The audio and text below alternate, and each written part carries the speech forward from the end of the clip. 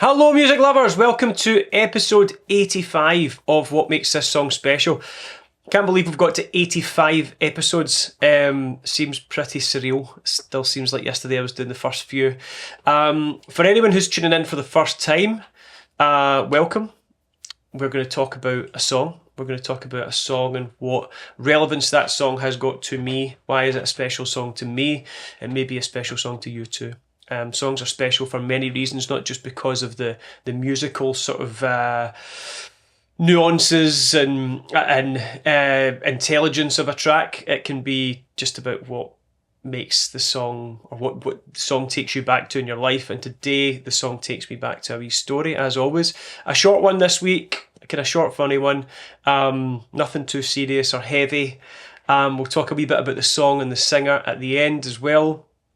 So we'll dive straight in. I've got an exact date for once for this one. I was able to Google this one because there was a sort of relevant, you'll see why I was able to Google it further on as the story unfolds. But it was Wednesday the 22nd of November 2000, so the millennial year, or the millennium year, when that's when the main part of the story happened. Around that time, me and some pals were sort of taking a gap year or two after high school finished to concentrate on our band, Vicious Circle, which then became Vici, changed the name a couple of times. Vici because it means I conquered in Latin, and I have a Veni Vidi Vici tattoo, which was one of my first tattoos that I got when I was 18, which is probably around about the time of that story. So the band was called Vici at this point. I think I've spoken about that band before on the channel. I think Still Got the Blues, Gary Moore episode, and I'm sure a couple of others. We were signed to a management deal at the time, and we were gigging everywhere we could. We'd get paid very little at the bars and pubs we were playing in. They always saw it as them doing you a favour by letting you play at their establishment, giving you a chance to let people see you, even though you were actually doing them a favour by filling their bar with lots of money from people buying drinks and things like that. And yeah, that's a real bugbear of mine still to this day. A lot of places will pay if you're playing cover songs, but they won't really necessarily pay you anything if you're playing original music. That's certainly how it is in Glasgow anyway. Anyway, we had to do what we had to do. There was this really cool wee bar at the time in Miller Street in Glasgow that we would play in. It was called the Cellar Bar. It was actually I think it was the first gig that I ever managed to get my wife Lindsay along to when we first met. So must have worked its magic all these years later. Still going, but it was down this little staircase in Miller Street, and the load-in was pretty horrendous, having to go up and down the stairs 100 times trying to get all the stuff in. But it had quite a cool vibe about it. There would always be 3 bands on. You'd get half of an hour each, try and impress the other band's fans so that you could steal them for your future gigs. And one of the nights we played in there, actually, we were on the same bill as Franz Ferdinand, or a kind of early version of them. And we didn't really rate them. We didn't think they were that good, if I'm being brutally honest. And we didn't really get on with them that well either. I think there was a couple of words exchanged backstage, which doesn't usually happen. Most of the bands are quite nice to each other, but there was a bit of a vibe off them that we didn't like. Anyway, we were a bit gutted a couple of years later when we were watching VH1 one night, and Take Me Out came on with that really cool video, and it is an amazing song, to be fair. It's an amazing song. So a bit annoyed that it wasn't us on VH1. But anyway,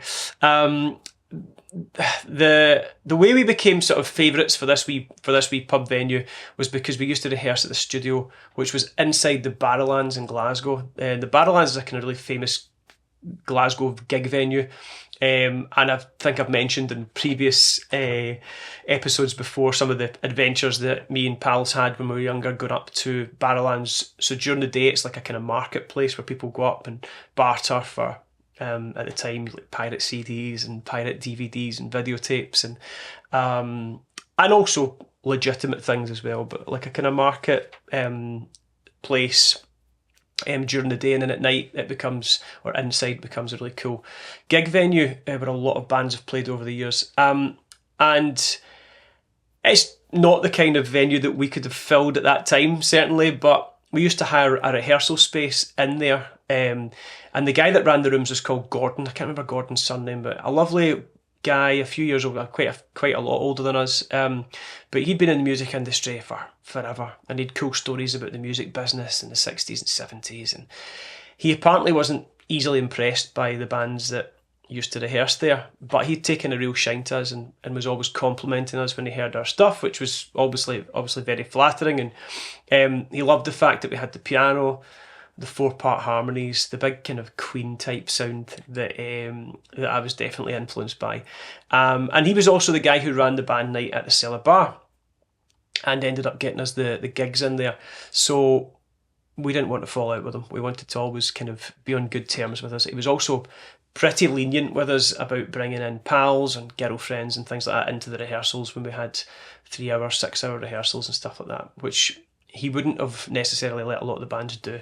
So we were always quite, keen to make sure he didn't fall out with us.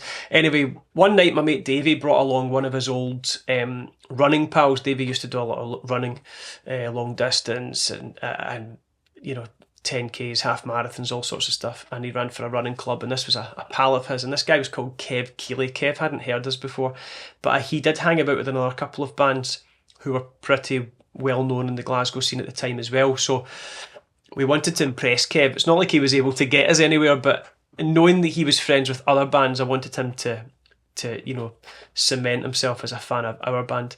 And me and Kev just kind of struck up an immediate bromance. We just got on from minute one. He was so into the band, so into the music, and he was so full of encouragement and excitement, enthusiasm for every song he heard. Every song we played him, he was like, "Oh, that's the best song yet," and then the next one was the best song yet, and we were like, "This guy's great. He can definitely come back every week." And he was asking me what I wrote the lyrics about, and I was telling him about the sort of hidden meanings in some of my songs, and he was like, "You're a genius, man." And I was like, "I love this guy. He gets it. I'm a genius." So this night, in the middle of like a 6-hour rehearsal session, we took a break halfway through, and a couple of the guys went for a smoke, went to grab some food down the street, and me and Kev decided to kind of take a nosy around this empty studio floor, go for a wander. We could hear music coming from somewhere in the building, but I don't think I realised at the time how big the Barrowlands was as a venue. As I said, I'd been before, to rehearse there, and a few years earlier as a kid or as a young teenager, I'd been there also to buy stuff at the market. So I didn't really realise quite how big a gig venue it was. But we could hear this music coming from somewhere, and we thought, we'll go and find out if there's a gig on. Maybe we can sneak in and watch 10 minutes of a gig, of a band playing. I think in my head I thought it was going to be like, I don't know, like another unsigned kind of nobody band like us. So we climbed up these metal stairs at the back of the building that went up and up and up and up and up.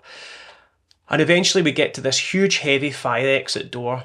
And we obviously weren't meant to go through, but I could hear music coming from the other side of the door. And I wanted to see if it would take us into the gig. Just to see, curiosity. So we prized this door open.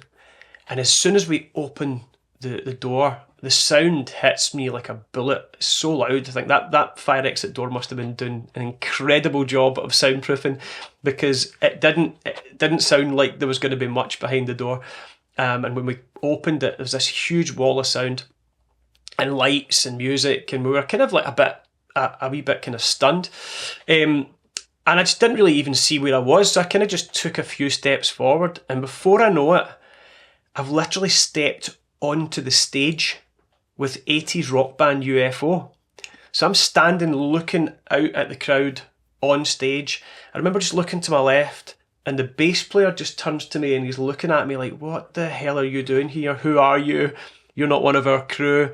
And a few people in the crowd were kind of pointing up, and it all kind of happened so quickly. I didn't know that it was UFO at the time. I just see this band, and there's literally thousands of people on the floor sort of looking up at the stage, singing along to songs. And then I remember just feeling these like hands grab like sort of under my shoulders, under my arms. My feet were lifted off the ground, and I was sort of thrown out back onto the stairs by these two huge security guards who were absolutely furious. And we tried to explain that it was a mix-up and we'd get lost while we were rehearsing, and trying to kind of lie our way back into sort of the good books, you know. So he kind of, one of the security guys, he kind of took us downstairs and went into Gordon and started having a go at Gordon, and obviously having a go at us, and yeah, just the usual health and safety,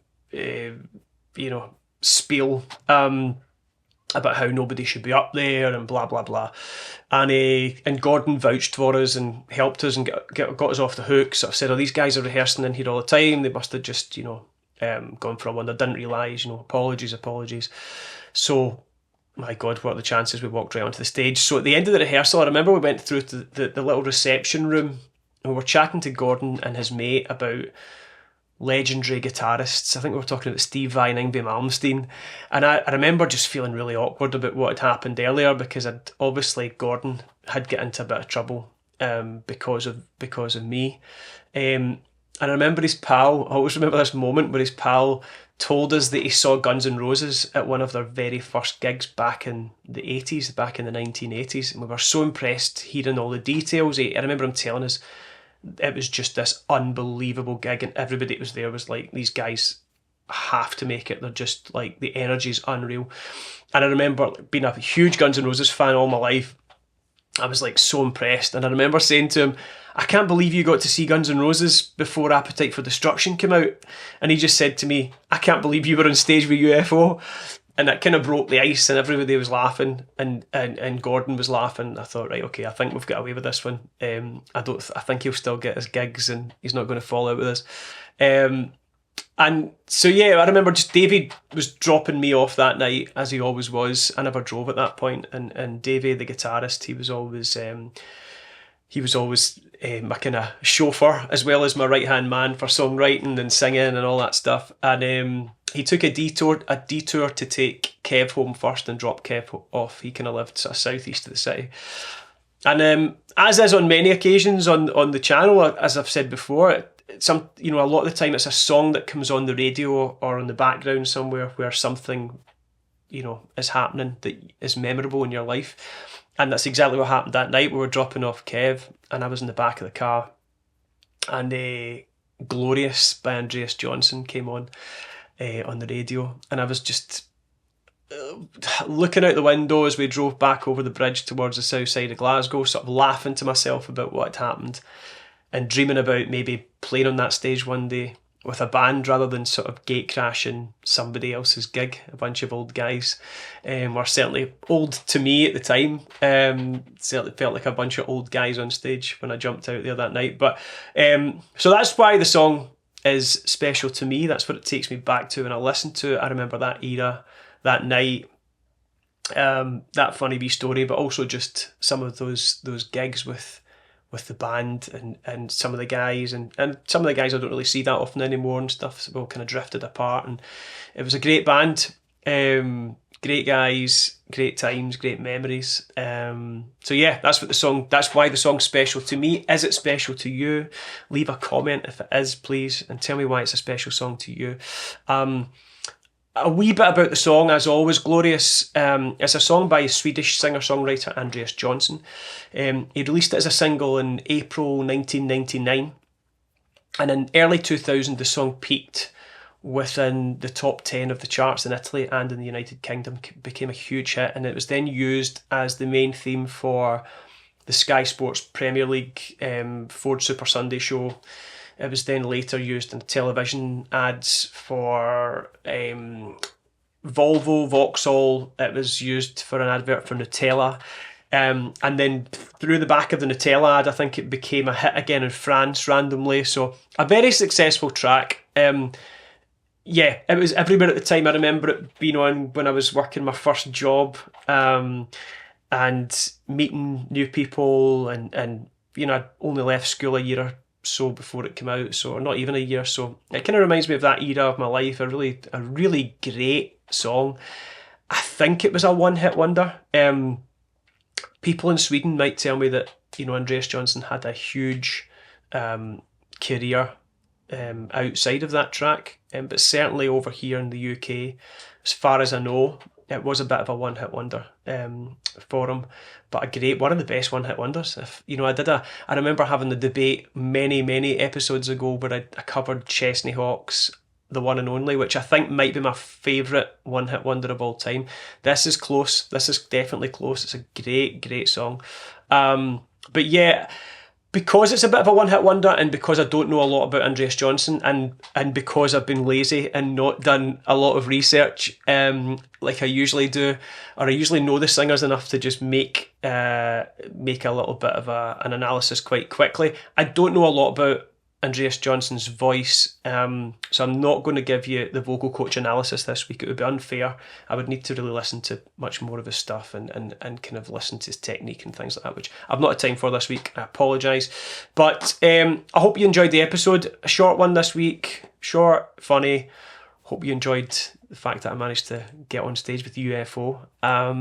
Bit of a crazy story, that one, but yeah, if the song's special to you, as I said, leave a comment, hit the subscribe button, the like button, hit part 2, because I don't think I said that this week, but I will somewhere here or there very soon. The next few seconds there will be a wee box that will jump up onto the screen that you can click. I'm going to do a wee version of it, a piano version of Andreas Johnson, Glorious. I don't know if anyone's ever done that before, but a little kind of stripped back cover of that song, and hope you enjoy it, hope you like it. And I hope to see you next week for another song and another story. Thank you.